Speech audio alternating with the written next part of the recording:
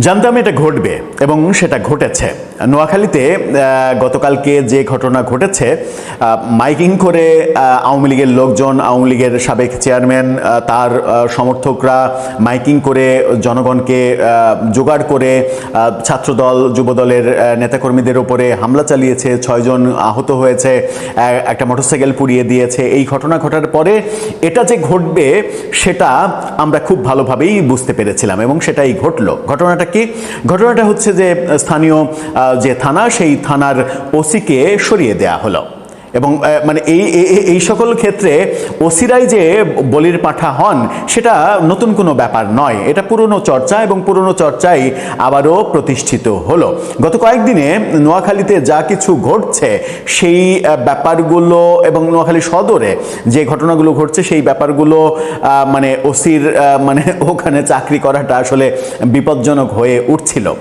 কেন সরিয়ে দেয়া হলো, সরিয়ে দেওয়ার পরে কি বলা হচ্ছে, সংসদ পর্যন্ত আজকে ঘটনাটা গেল, ঘটনার উত্তাপ কোন দিকে যাচ্ছে, গণহারে গ্রেপ্তার অভিযান এবার শুরু হবে কিনা।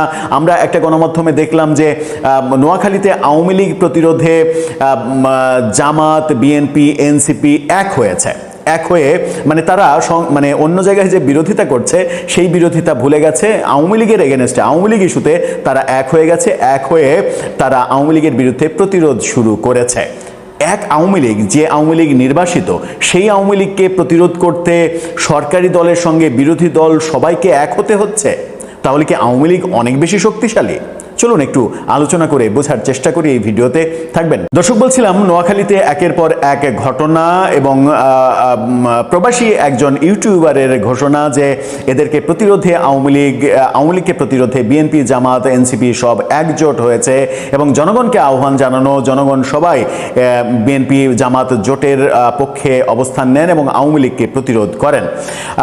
আওয়ামী লীগ এতটা শক্তিশালী হয়ে উঠল কিভাবে, যেটাকে মোকাবেলা করার জন্য সরকারি দলের সঙ্গে বিরোধী দল সহ সবাইকে এবং জনগণকে ঐক্যবদ্ধ হওয়ার আহ্বান জানাতে হচ্ছে। নোয়াখালীতে কি ঘটেছে সমকাল নিশ্চিত করছে। নোয়াখালীতে আওয়ামী লীগ ছাত্র দলের সংঘর্ষের পর ওসি প্রত্যাহার। এখানে বলা হয়েছে যে ছাত্রদল নেতাকর্মীদের উপরে মধ্যে ছাত্রলীগ ছাত্রদলের যে সংঘর্ষ, সেই সংঘর্ষের ঘটনার পর সুধারাম মডেল ওসি মোহাম্মদ তৌহিদুল ইসলামকে প্রত্যাহার করা হয়েছে। নোয়াখালী পুলিশ সুপার মোশাররফ হোসেন স্বাক্ষরিত এক প্রজ্ঞাপনে এই আদেশ দেওয়া হয়েছে। ওসি তৌহিদুল ইসলামকে নোয়াখালী পুলিশ লাইন্সে সংযুক্ত করা হয়েছে। আজকে দুপুরের পর এই ঘটনাটা ঘটে। ওসি সোনাগাজী থানার ভারপ্রাপ্ত কর্মকর্তা কামরুল ইসলামকে সুধারাম মডেল থানার নতুন ওসি হিসেবে দায়িত্ব দেওয়া হয়েছে। তিনি কর্মস্থলে যোগও দিয়েছেন। ওসি তৌহিদুল ইসলাম গত 6 ডিসেম্বর লক্ষ্মীপুরের কমলনগর থানা থেকে সুধারাম মডেল থানায় যোগদান করেন। তিনি যোগদান করার পর থেকে সদর উপজেলার বিভিন্ন স্থানে বেশ কয়েকটি খুনের ঘটনা ঘটে।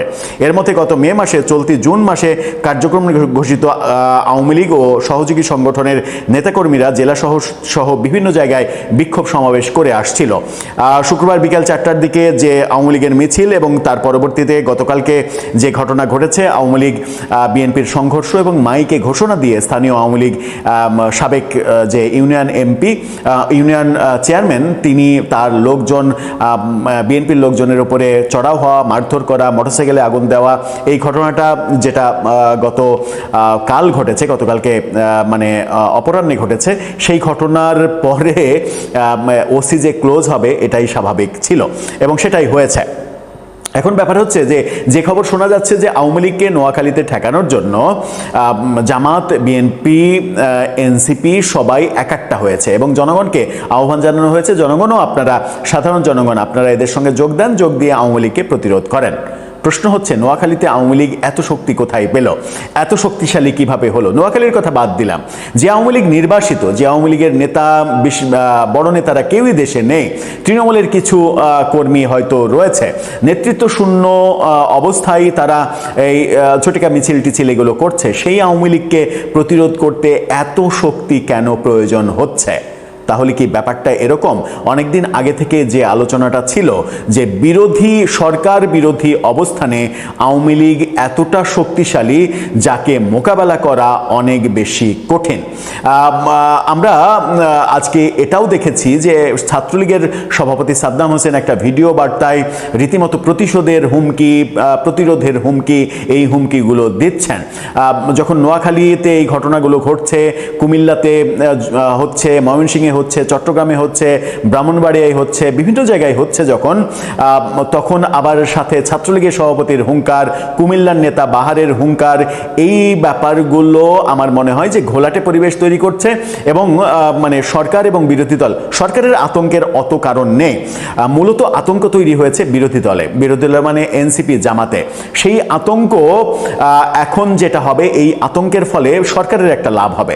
সরকারের লাভটা যেটা হবে সেটা হচ্ছে যে এনসিপি এবং জামাত সরকার বিরোধিতা কমিয়ে দেবে, সরকার বিরোধিতা কমিয়ে দিয়ে সরকারের সঙ্গে একটা ভাব তৈরি করার চেষ্টা করবে যে আসেন আমরা একসাথে থাকি। কারণ আওয়ামী লীগ ফিরলে মানে টার্গেটটা কিন্তু আওয়ামী লীগ, মানে একটা গণমাধ্যমের আমরা রিপোর্ট নিয়ে আলোচনাও করেছিলাম যে আওয়ামী লীগ ফেরার টার্গেট করছে এনসিপি জামাতকে ঠেকাতে। যদি সেই খবরটা সত্য হয় তাহলে ভয়ের কারণ মূলত এনসিপি এবং জামাতের, এবং সরকারের লাভের কারণ হচ্ছে এই ইস্যুটাকে কেন্দ্র করে এনসিপি এবং জামাত সরকার বিরোধিতা কমিয়ে দেবে, কমিয়ে দিয়ে সরকারের সঙ্গে সখ্যতা তৈরি করবে, যেন কোথাও আওয়ামী লীগ তাদেরকে আক্রান্ত করার চেষ্টা করলে বিএনপি তাদেরকে সাপোর্ট দেয়। দর্শক, সেটাই কি হবে? তবে কোনোভাবে কোনো অপ্রীতিকর ঘটনা আমরা চাই না। আমরা চাই রাজনীতি গোল্লাই যাক, দেশটা থাকুক আরামে, দেশের মানুষ আমরা থাকি একটু স্বস্তিতে। দর্শক, এ ব্যাপারে আপনার মন্তব্য জানিয়ে লিখতে পারেন। আসসালামু আলাইকুম। শেখ হাসিনা যখন ঘোষণা দিয়েছেন যে তিনি বাংলাদেশে ফিরবেন, এবং এই ঘোষণার মধ্যে দিয়ে, ঘোষণার পর থেকেই নানান আলোচনা, আসলে কি তিনি ফিরবেন, সত্যিকার ফিরবেন, তিনি কি তার নেতাকর্মীদেরকে চাঙা করার জন্য এরকম স্লোগান দিয়েছেন, নাকি সত্যি বৈশ্বিক বাস্তবতা, বাংলাদেশের বাস্তবতা এমন যে শেখ হাসিনা ফিরে আসবেন, এই বছরের মধ্যেই ফিরে আসবেন। কেউ কেউ বলছেন যে তিনি যদি ফিরে না আসতে পারেন তাহলে ডিসেম্বরে কি জবাব দেবেন। কিন্তু তার কিছু লক্ষণ এর মধ্যে দেখা দিয়েছে। দেখেন, আমাদের যেটা বিশ্লেষণ, আমাদের ধারণা, শেখ হাসিনা এখন যা বয়স, ৭৮-৭৯ বছর বয়স একটা মানুষ, এবং জীবনে যিনি প্রায় ডজন বার, মানে ২০-২৫ বার যিনি হত্যার মুখ থেকে ফিরে এসছেন, সেই মানুষ ৮৮-৭৯ বছর বয়সে কি ফাঁসি, কি জেল, সেগুলোর দিকে তাকাবেন নাকি তার নিজের দলের দিকে তাকাবেন? কারণ শেখ হাসিনা বিহীন আওয়ামী লীগ, শেখ হাসিনা ভারতে চলে যাওয়া, আওয়ামী লীগের জন্য যে বিপর্যয় ডেকে এনেছে, শেখ হাসিনা ফিরে আসা সেই আওয়ামী লীগকে আবার সেভাবে ফিরাতে পারে, এর লক্ষণ দেখা দিল। বাংলাদেশে ঝটিকা মিছিল করছিল আওয়ামী লীগ, ছাত্রলীগ, যুবলীগ, তারা ঝটিকা মিছিল করছিল, কিন্তু গত এক সপ্তাহের দিকে যদি ফিরে তাকান তাহলে দেখবেন যে এই ঝটিকা মিছিল সাংঘাতিকভাবে বেড়ে গেছে। শুধু বেড়েই যাওয়া নয়, পুলিশকে এখন চ্যালেঞ্জ করা শুরু করেছে সংগঠিত হয়ে। আগে গোপনে চুপি চাপি পুলিশকে এড়িয়ে ঝটিকা মিছিল করতে, এখন পুলিশও জানে, ঘোষণা দিয়ে মিছিল করে, পুলিশ আসে, কিন্তু দেখে লোকের সংখ্যা এমন পরিমাণ যা দেখে পুলিশ পিছিয়ে যায়। ঘটনাটি নোয়াখালী, এটা সোশ্যাল মিডিয়া সহ সমস্ত পত্র পত্রিকা এটা একটা ঝড় তুলেছে। এবং এখানেই ক্ষান্ত না, নোয়াখালীর ওই ঘটনার রেশ ধরে নোয়াখালীতে বিএনপির সঙ্গে আওয়ামী লীগের সংঘর্ষের ঘটনা ঘটলো, সেটিও বলা যেতে পারে যে ঘোষণা দিয়ে সংঘর্ষটি হয়েছে। মুখোমুখি অবস্থানে ছিল দুদল, কিন্তু একটা দল ক্ষমতায় আছে, পুলিশ বাহিনীও আছে তার সাথে, সেই অবস্থায় ওই দলের নেতাকর্মীরা মার খান, এইটা খুব রেয়ার বাংলাদেশে। কিন্তু বিএনপির ক্ষেত্রে এই ঘটনা ঘটেছে, তারা একরকম আওয়ামী লীগের হাতে মার খেয়েছেন। এই ঘটনাগুলো কি ইঙ্গিত দেয়? আমরা এতদিন যেটা বলে আসছি যে এই আওয়ামী লীগ ইস্যুর যদি রাজনৈতিক সমাধান না হয় তাহলে সামনে এটা বড় রকম সংঘাত সংঘর্ষের তৈরি করবে, সেই লক্ষণই তো দেখা যাচ্ছে। আমরা এক ঝলক আগে নোয়াখালীর খবরটার দিকে ফিরে আসি, সেই খবরটা অলরেডি আপনারা অনেকে পেয়েছেন। নোয়াখালীর সদর উপজেলায় ছাত্র দলের নেতাকর্মীদের সঙ্গে কার্যক্রম নিষিদ্ধ আওয়ামী লীগ ও তাদের সমর্থকদের সংঘর্ষের ঘটনা ঘটেছে। এ সময় ছাত্র দলের একটি মোটরসাইকেলে অগ্নিসংযোগ করা হয়। সংঘর্ষে নোয়াখালী শহর শ্রমিক দলের সাংগঠনিক সম্পাদক হৃদয় সহ ছাত্রদল যুবদলের কমপক্ষে ৬ জন আহত হয়েছেন। ছাত্রদল যুবদলের ৬ জন আহত হয়েছে, তাদের মোটরসাইকেল পোড়া গেছে। শনিবার সন্ধ্যায় উপজেলার বালাদ্রাপ ইউনিয়নের 6 নম্বর ওয়ার্ডের পশ্চিম সুল্লুকিয়া গ্রামে এই ঘটনা ঘটে।